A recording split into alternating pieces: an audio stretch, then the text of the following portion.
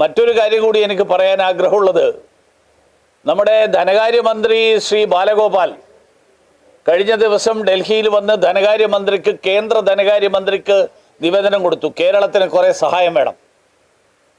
കേരളത്തിന് സഹായം വേണം എന്നുള്ള കാര്യത്തിൽ എനിക്ക് അഭിപ്രായ വ്യത്യാസമില്ല, നല്ല കാര്യമാണ്. കേരളത്തിന് കേന്ദ്രത്തിൽ നിന്ന് കിട്ടുന്ന എല്ലാ സഹായവും വാങ്ങാൻ വേണ്ടിയിട്ട് സംസ്ഥാന സർക്കാർ ശ്രമിക്കണം. പക്ഷേ അതേ സമയത്ത്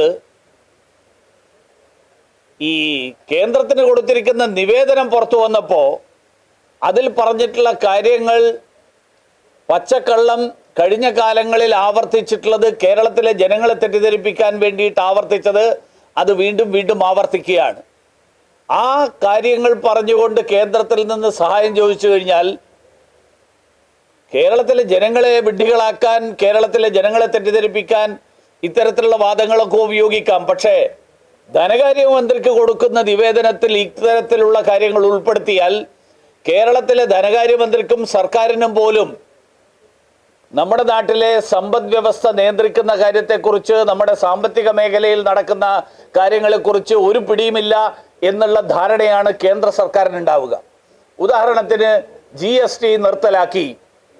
GST നിർത്തലാക്കും എന്നുള്ളത് ഈ നിയമം ഉണ്ടാക്കിയ ഘട്ടത്തിൽ തന്നെ വളരെ വ്യക്തമായിരുന്നു. 2022 GSTയുടെ ഒരംശം സംസ്ഥാന സർക്കാരിന് കിട്ടുന്നത്, GST വിഹിതം, ആ വിഹിതം കിട്ടുന്നത് 2022 കൂടിയിട്ട് സംസ്ഥാനങ്ങൾക്ക് കിട്ടുന്ന വിഹിതത്തിൻ്റെ ആ രീതി മാറും എന്നുള്ളത് വളരെ വ്യക്തമായിരുന്നു.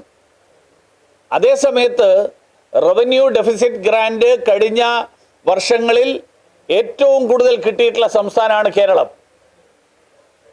അതുമാത്രമല്ല, ഇതെല്ലാം പറയുമ്പോൾ 1600 രൂപ പെൻഷൻ കൊടുക്കാനില്ല എന്ന് പറയുന്ന സർക്കാർ, ആ സർക്കാർ ഡൽഹിയിൽ പോയിട്ട് കൊടുത്തിരിക്കുന്ന നിവേദനത്തിൽ പറഞ്ഞിരിക്കുന്നത് നമ്മുടെ സിൽവർ ലൈൻ കമ്മീഷൻ റെയിൽ, ആ കമ്മീഷൻ റെയിൽ പുനരാരംഭിക്കാൻ, പ്രവർത്തനം ആരംഭിക്കാൻ അനുവാദം തരണമെന്നാണ്. 1,00,000 കോടിയിലധികം ചെലവ് വരും, 1,00,000 കോടിയിലധികം ചെലവ് വരും എന്ന് സംസ്ഥാന സർക്കാർ തയ്യാറാക്കിയിരിക്കുന്ന പദ്ധതി രേഖ പറയുന്ന ഈ കമ്മീഷൻ റെയിൽ, അത് നടപ്പിലാക്കാനുള്ള പണം എവിടുന്ന് കിട്ടും? 1600 രൂപയില്ലാത്ത ആളുകൾ 1,00,000 കോടിയുടെ ചെലവ് വരുന്ന പദ്ധതി നടപ്പിലാക്കാൻ എവിടെ നിന്ന് പണം കണ്ടെത്തും? അപ്പോൾ ഇത്തരത്തിലുള്ള കാര്യങ്ങൾ പറഞ്ഞ് നാളെ, നേരത്തെ തന്നെ ഞാൻ ഒരിക്കൽ പറഞ്ഞിരുന്നു, സംസ്ഥാന സർക്കാർ ജീവനക്കാർക്കടക്കം ശമ്പളം കൊടുക്കാൻ കഴിയാത്ത സ്ഥിതിയിലേക്കാണ് സംസ്ഥാന സർക്കാർ പോകുന്നത്. സർക്കാരിൻ്റെ കെടുകാര്യസ്ഥത.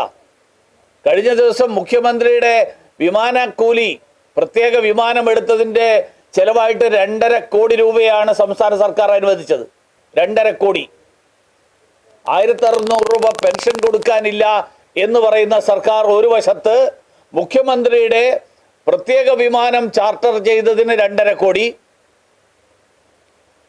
കമ്മീഷൻ റെയിലിന് വേണ്ടിയിട്ട് 1,00,000 കോടി, ഇതിനൊക്കെ അനുവാദം ചോദിക്കുമ്പോൾ കേരളത്തിലെ സർക്കാർ ജീവനക്കാർക്ക് ശമ്പളം കിട്ടാത്ത അവസ്ഥയും പെൻഷൻകാർക്ക് പെൻഷൻ കിട്ടാത്ത അവസ്ഥയും 1600 രൂപയുടെ സാമൂഹ്യ പെൻഷൻ പോലും കൊടുക്കാൻ കഴിയാതിരിക്കുമ്പോൾ അതിന് കേന്ദ്രത്തെ പഴിചാരാൻ വേണ്ടിയിട്ടുള്ള ഒരു മുൻകൂർ തയ്യാറെടുപ്പിൻ്റെ ഭാഗമല്ലേ ഈ നിവേദനം സമർപ്പിക്കൽ എന്നുള്ള സംശയമാണ് എനിക്കുള്ളത്. അതുകൊണ്ട് ഈ തരത്തിലുള്ള പ്രഹസനങ്ങൾ അവസാനിപ്പിച്ചുകൊണ്ട് സംസ്ഥാനത്തെ സാമ്പത്തിക സ്ഥിതി മെച്ചപ്പെടുത്താൻ, കെടുകാര്യസ്ഥത അവസാനിപ്പിക്കാൻ, ലോക കേരള സഭ പോലെയുള്ള ധൂർത്തുകൾ അവസാനിപ്പിക്കാൻ, കേരളീയം പോലെയുള്ള വെട്ടിപ്പുകൾ അവസാനിപ്പിക്കാൻ, അതിനു വേണ്ടിയിട്ടുള്ള നടപടികളാണ് സംസ്ഥാന സർക്കാരിൻ്റെ ഭാഗത്തു നിന്നുണ്ടാകേണ്ടത്.